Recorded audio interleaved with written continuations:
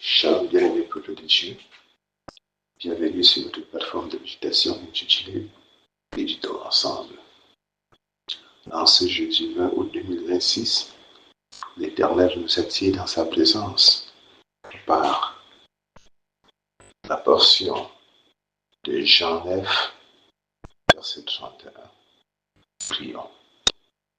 Yahweh notre Seigneur, je te rends grâce pour ce jour merveilleux où tu nous donnes, Seigneur, de nous rapprocher de toi à travers cette portion de tes saintes écritures. Que ton esprit de vie, de foi et de plan d'obéissance localise toute personne sous le son de ma voix à travers cette méditation afin de façonner son cœur pour le salut de son âme. Au nom de Jésus-Christ. Amen. Je fais pour nous la lecture dans la Bible version Louis II de Jean 9, verset 31.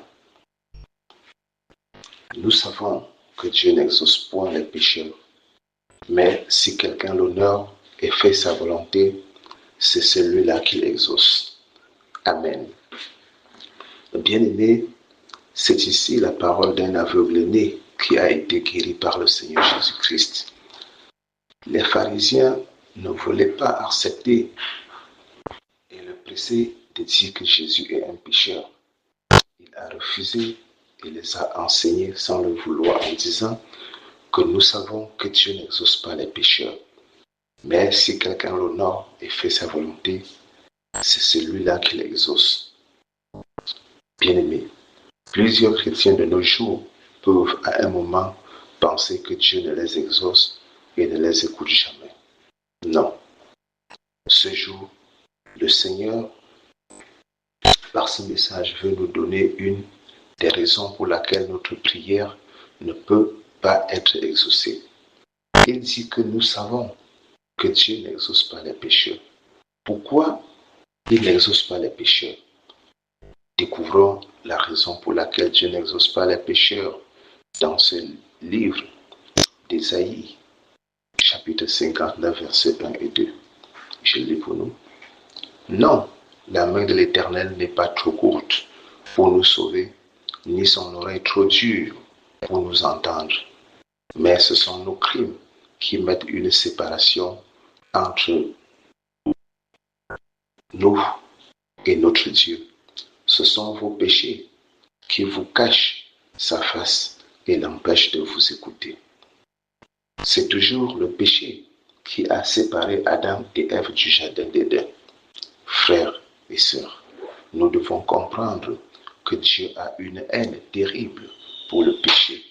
Le pécheur est comme le péché, autant pour moi, est comme les excréments que lorsque l'on pose le regard, on l'enlève aussitôt. Mais Dieu aime le pécheur, c'est pourquoi il a sacrifié son Fils unique afin de briser la barrière d'inimitié qui a existé depuis Adam et Ève. Cependant, ceux qui s'efforcent de vivre une vie de sanctification vont demander « Pourquoi depuis longtemps je prie pour tel sujet et Dieu ne m'exauce pas ?» Je dirais que Dieu est bon et souverain et tout ce qu'il fait concourt pour le bien de ceux qu'il aime.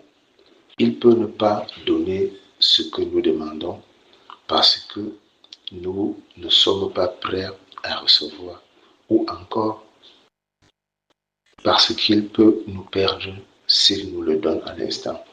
Toujours est-il, Dieu est bon et souverain. Ce que nous avons à faire, c'est de débarrasser notre ligne de prière de tout péché qui peut se constituer un obstacle et le reste, nous faisons confiance à celui qui nous aime et connaît ce qui est bien et meilleur pour nous.